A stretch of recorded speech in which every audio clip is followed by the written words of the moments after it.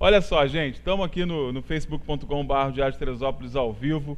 Quero mandar um abraço muito especial para as pessoas que estão participando comigo aqui hoje. Muita gente mandando recado aí, né? Ainda da questão da data de ontem, mas também falando, né,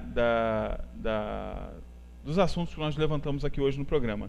No final do programa, a gente volta às redes sociais. Eu vou dar uma lida aqui, realmente nas coisas que as pessoas estão falando, né? Fique tranquilo que vai dar tempo da gente repercutir esses assuntos todos, tá? Vai dar tempo, tranquilo, se Deus quiser. Bom, já que o Gilberto já mostrou o Leonardo, né, Léo? Já abriu o bloco aqui, Leonardo Vasconcelos fazendo a abertura do bloco, a gente vai, né, ter o prazer, mais uma vez, de conversar aqui com o vereador Leonardo Vasconcelos, que ontem presidiu lá a sessão, mostramos isso aqui, né, na edição de hoje, falamos, está na capa do jornal. E eu vou começar perguntando ao Leonardo justamente essa necessidade de união para se tentar recuperar a cidade de um prejuízo muito grande, de um buraco em que nós estamos afundados aí realmente. Apesar de que o prefeito foi para o veículo de comunicação deles e não tem crise nenhuma, que ele não sabe que crise é essa que estão falando, né, Leonardo? Mas efetivamente nós estamos numa crise difícil de ser superado. Anderson, é uma crise institucional sentida por qualquer um. Mas eu também posso entender que quem cria a crise viva dentro dela não a sinta, né? A gente, quando está dentro de um problema, não vê o tamanho do problema. Vê, né? Eu creio que ele vai enxergar isso o dia que ele passar a ser cidadão comum e ver as mazelas da cidade em que ele deixou, e ele vai entender que a crise de fato está instalada. Está muito forte. Agora, é realmente um momento de necessidade de união mesmo, Com certeza. Nós temos que reunir as forças políticas, econômicas, sociais, as forças do povo, enfim, todas as correntes em prol de um Teresópolis, né? A gente vê que a nossa cidade hoje é o que é por ela própria. Nós não temos nenhuma vocação política, nós não temos nenhuma vocação política tecnológica. Instituída. Teresópolis está no que está, bem ou mal, pelo nome dela, pelo que construiu lá no passado. Não há quem possa dizer que existe uma política pública continuada nos últimos 50 anos, de repente, que fizeram Teresópolis ser o que ela é pelo nome dela. E o que é uma pena, né? Porque a gente tem uma potencialidade tão grande, né? Se tivéssemos políticas públicas, por mínimas que fossem, teríamos realmente um resultado bem maior. Agora, um dos aspectos que mais tem preocupado, Leonardo, a gente já está aqui há algumas semanas falando disso, é relacionado à questão da saúde. A gente tem uma CPI instaurada na casa que versa sobre a questão da saúde, tem como objeto a saúde. Os vereadores ontem se mostraram muito preocupados com relação a essa questão da gestão da saúde, e a gente vê realmente um quadro eminentemente caótico à frente. Como nunca antes visto. Como nunca antes visto, exatamente. Você definiu perfeitamente essa situação. Inclusive para quem tem condições de arcar, né? Os próprios planos de saúde estão realmente encontrando dificuldades na cidade. Como é que a gente consegue reverter esse processo? Eu sei que você é um cara que gosta de buscar as soluções, que gosta de estudar os problemas. Como é que a gente encontra uma solução para um problema desse tamanho, né? Trabalho e gestão. Não tem outro jeito, tem que se dedicar, tem que passar dia, passar noite, chegar de madrugada, buscar encontrar os gargalos, né? Principalmente dentro da saúde pública, com a saúde de família mais acentuada, um trabalho de base mais acentuado. Zerar essas filas de cirurgia, né? Nossa, com mutirões de madrugada, que o prefeito contrate a hotelaria do hospital. Sim. E monte uma equipe médica para que nos horários de ociosidade dentro do hospital, porque o hospital em 24 horas ele tem suas vacâncias, e dentro desse horário contrate esses horários para que se façam mutirões de catarata, de vesícula, de cirurgias de ordem obstétrica, que muitas mulheres têm esse problema, é uma fila enorme. Eu acho que são questões que têm de ser saneadas, né? Questões na área da pediatria, nós temos muitas crianças com problemas, a área ortopédica, criar mutirões em horários sazonais dentro desses hospitais, com uma equipe médica contratada pela prefeitura com produtividade, né, que tem escalas e programas de produtividade, embora a gente saiba que medicina não é escala industrial nem produtiva. Verdade. Mas que se crie parâmetros mínimos de se atingir metas. Que não tem jeito, tem que fazer isso, não tem jeito, né?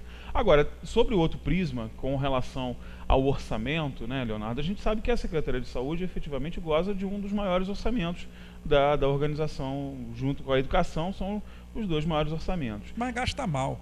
Exatamente isso que eu ia te perguntar.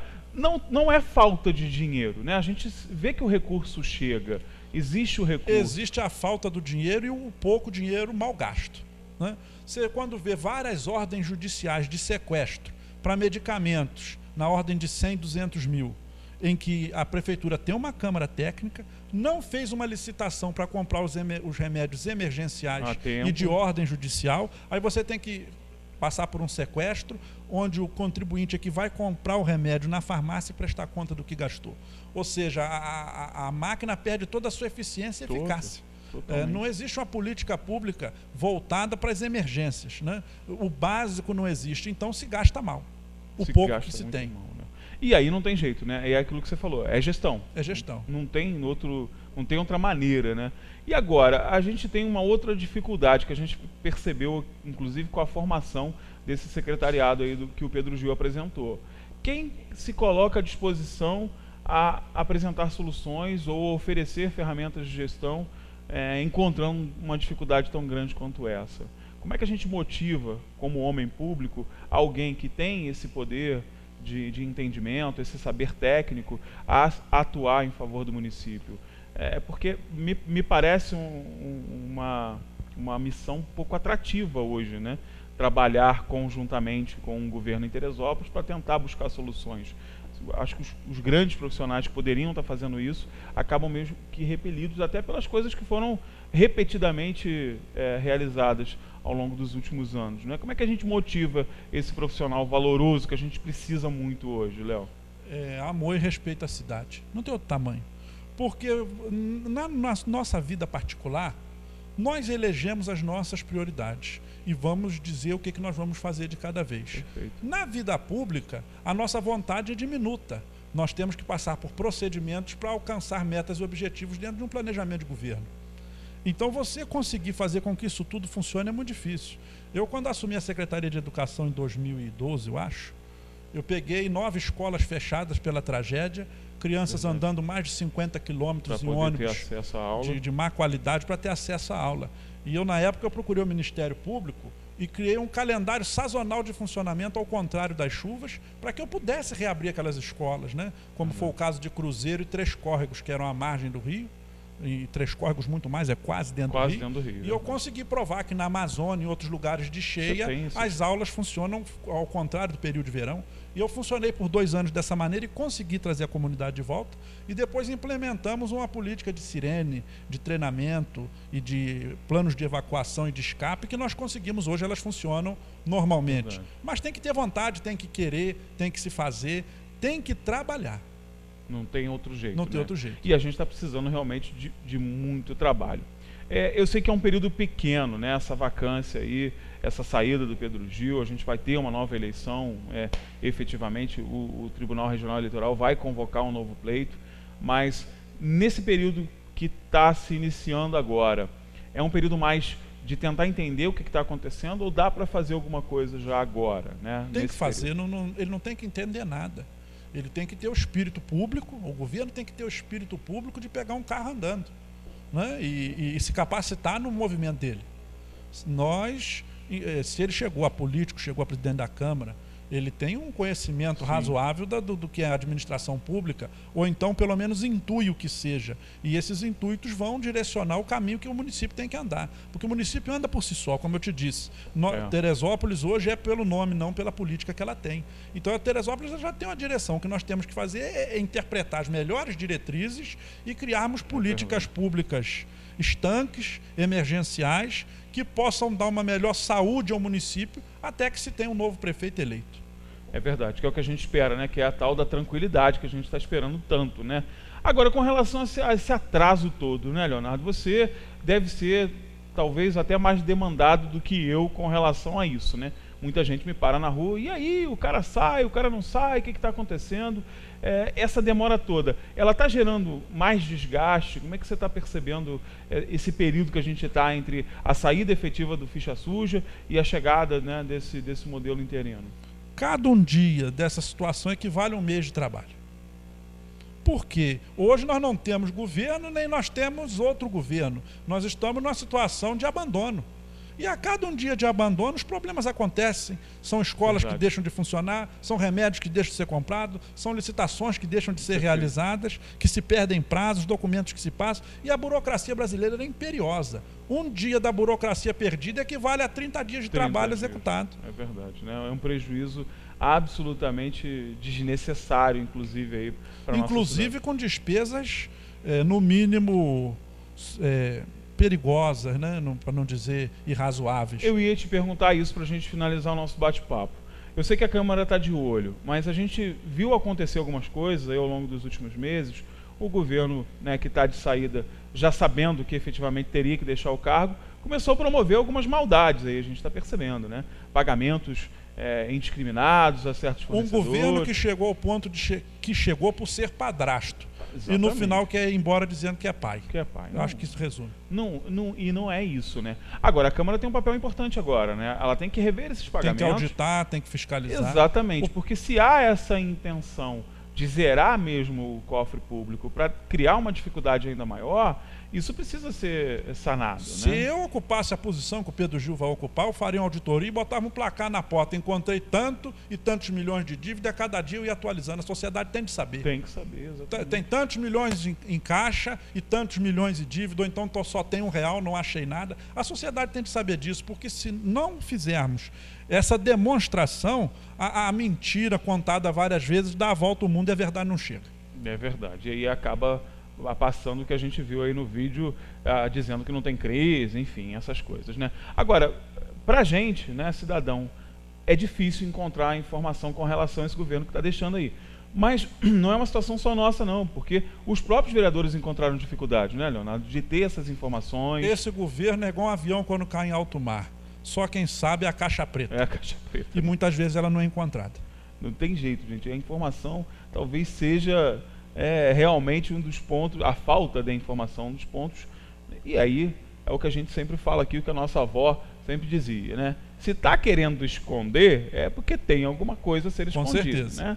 Se está querendo esconder, porque quem não tem que esconder, mostra, né? Fato. Eu vou pedir pro Gil lançar aí, né, a fala do nosso digníssimo, porque não é que a gente tem que ficar vendo essas coisas o tempo todo, não, gente.